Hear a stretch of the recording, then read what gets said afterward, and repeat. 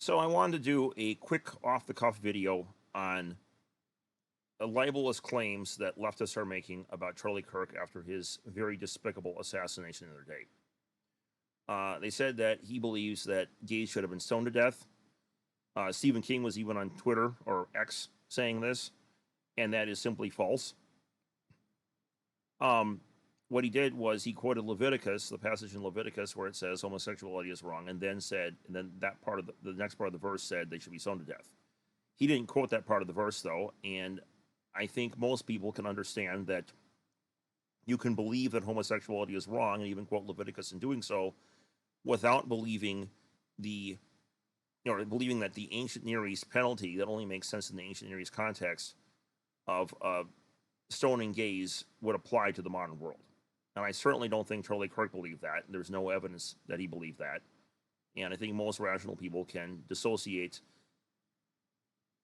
holding that homosexuality is wrong based on the Bible versus wanting to kill people over it, right? And he was actually very kind to gay people. He didn't disown them. He accepted them. He didn't believe what they were doing was right, but there's a big difference between that and not accepting them.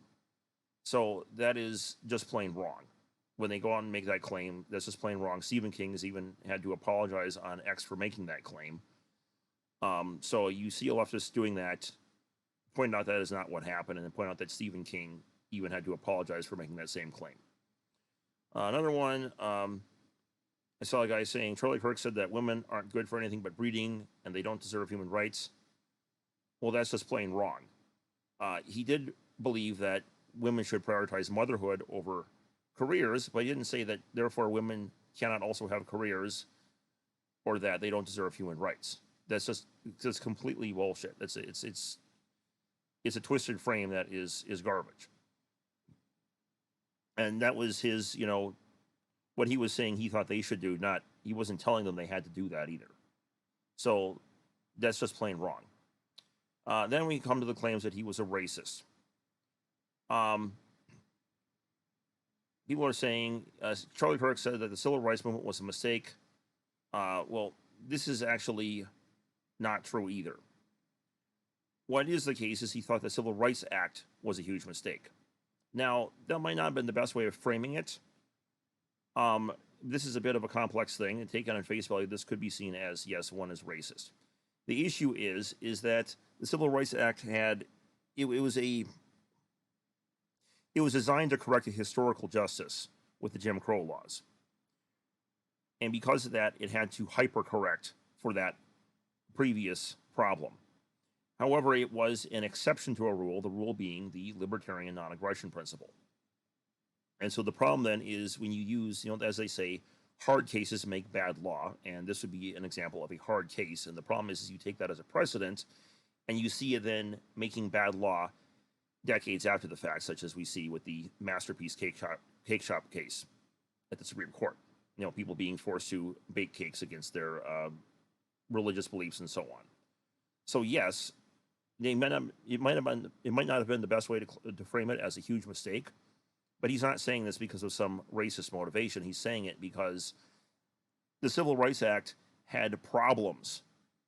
It was an exception to a rule, and so then taking it as a precedent and therefore as a rule itself in other cases down the line is actually a problem.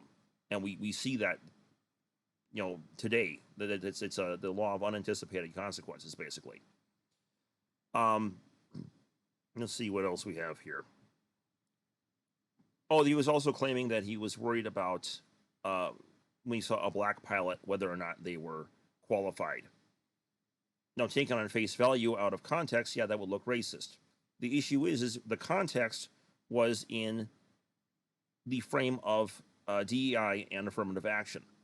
And so the issue is if black people are being put into pilot positions because of DEI and affirmative action, it's not about them being black and being put into those positions.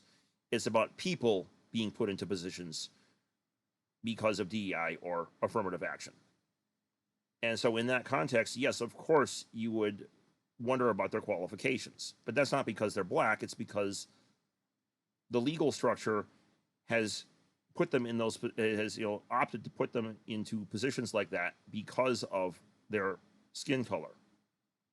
And so because of that, then you would be justified in questioning whether they were qualified or not. But that's not because of the racism. That's because of the policy that is asserting, their justification for being in those positions. So yeah, that's taken out of context. That's just bullshit that they're trying to. They try and twist this to make it look as though he's racist when he's not. Because, today, if you don't believe in critical theory, basically, you're a racist by their definitions, which is why no one takes the label racist seriously anymore, or no sane person takes it seriously anymore. And then, lastly, he said something about, there's a lot more claims, but this is the last I'm going to just look at. He was making the argument that doctors who perform gender transition surgery should be put in jail or imprisoned. Now, with this case, I don't quite agree with that. This is a free country, and so because of that, if you believe you're a dolphin, you want to go and get yourself dolphin transition surgery, like Mr. Broflovsky over in South Park, well, you're free to do that. But then the thing is the opposite case can also be made. If a crazy person asks a doctor to go mutilate them, and the doctor agrees, well, should that really be legal or moral? Right? The person is not in complete control of their faculties because they've gone a little bit crazy. They have some kind of mental disorder. And so you could make the argument in the opposite direction that, yes, doctors should not be allowed to mutilate crazy people upon their requests. So, no, I don't quite agree with that position, but it is a very reasonable position to make. There's nothing wrong with that position whatsoever. There's nothing, fascist or whatnot about that. Even today, you have people like Genetically Modified Skeptic claiming he was a, quote, fascist after his assassination. And it was like, these people are crazy. That is a completely valid position to be holding, and there is nothing whatsoever wrong with that. Well, that is about everything for the claims being made about him. Now, the whole thing with the assassin, Tyler Robinson, he apparently had a trans partner in all this, and so it does appear to be motivated from a kind of deranged woke position. That being said, I've also heard of some peculiarities to the details of the assassination coming out of people like Michael Savage or Candace Owens, and so we do, even though it would be otherwise difficult to explain away some of the details, like about Tyler Robinson, obviously his parents would not have turned him in unless they thought he was the guy who did it, and so on. But at the same time, just keep asking questions about that, because you never know if he might be a patsy, and this could be, injected into the culture wars due to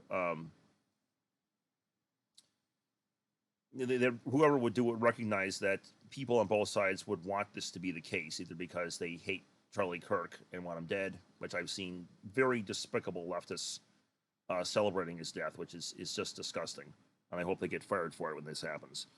But then at the same time, because of that despicable reaction, you're going to have conservatives who are going to want to be out for blood, which is a very reasonable reaction. The trouble is if he is a patsy, he's giving everyone what they want, essentially, a narrative that everyone wants to believe, when it could be for some entirely other reason, which, well, Candace was getting into some issues about, he was bringing up connections between the Mossad and Epstein, for example, as a possible motive for assassination. So, well, that's about all for now.